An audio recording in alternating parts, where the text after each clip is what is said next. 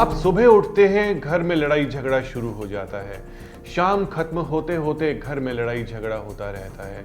सारा दिन स्ट्रेस काम की आप लेते हैं, उसके बाद आप घर में आकर के लड़ाई झगड़े की स्ट्रेस लेते हैं। क्यों आती है ये स्ट्रेस? गलती चाहे किसी की भी हो, लेकिन सफर आप दोनों करते हैं। वास्तु से फॉर्च्यून तक। किचन में गैस स्टोव कहां पर है और आपका वाटर सिंक कहां पर है? आपका गैस स्टोव और पानी, इन दोनों में अगर तालमेल गलत है, तब समझ लीजिए कि आपके घर को कले कलेश से, लड़ाई झगड़े से, इंटरनल प्रॉब्लम से कोई भी नहीं बचा सकता। प्रॉब्लम्स कहीं पर भी हो, हमारी लाइफ में जितने भी लोग होते हैं, सब पर उसका रिजल्ट आता है।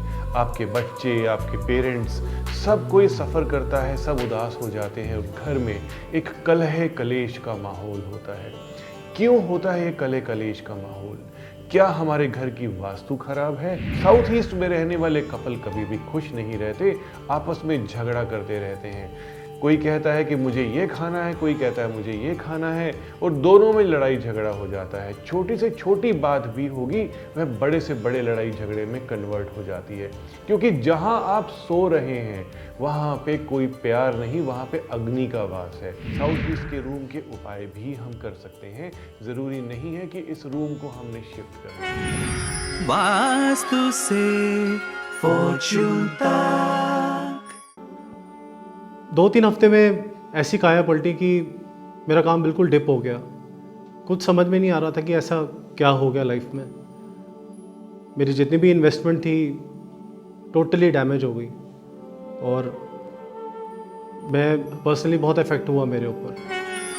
वास्तु से फॉर्च्यून तक। इस प्रॉब्लम को मैंने कैसे सॉल्व किया, मैं आपके सामने शेयर करता हूँ। जब विजिट पर गया तो देखा कि इनका जो घर है वह साउथ फेसिंग है और बहुत ही सुंदर विला इनका बना हुआ था। सभी खिड़की दरवाजे साउथ की तरफ खूब ओपनिंग थी। वास्तु से फॉर्च्यून तक। साउथ ईस्ट में टॉयलेट होना भी एक ऐसी प्रॉब्लम होती है जिससे मानसिक शांति चली जाती है, मन में चिड़चिड़ापन आ जाता है, परेशानी आ जाती है। तो हमें साउथ ईस्ट के एलिमेंट को एनहेंस करना है, उसको बैलेंस करना है। साउथ ईस्ट के रूम को शिफ्ट करके साउथ या साउथ वेस्ट का रूम लेना है। इन केस हम शिफ्ट नहीं कर सकते हैं तो हमें उस रूम में कुछ ऐसे उपाय करने हैं जो बिना तोड़ फोड़ के वहाँ की एनर्जीज को ठीक कर दे, अच्छा कर दे। वास्तु से फॉर्च्यून तक। बहुत पॉजिटिविटी आई लाइफ में और आज सारी चीज़ें प्लस हो चुकी हैं।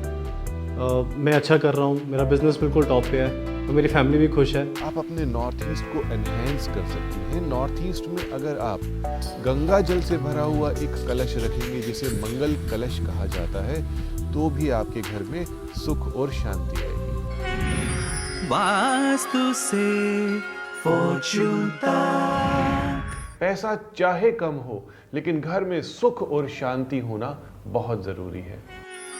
वास्तु से फॉर्च्यून तक। with Dr. Puneet Chawla.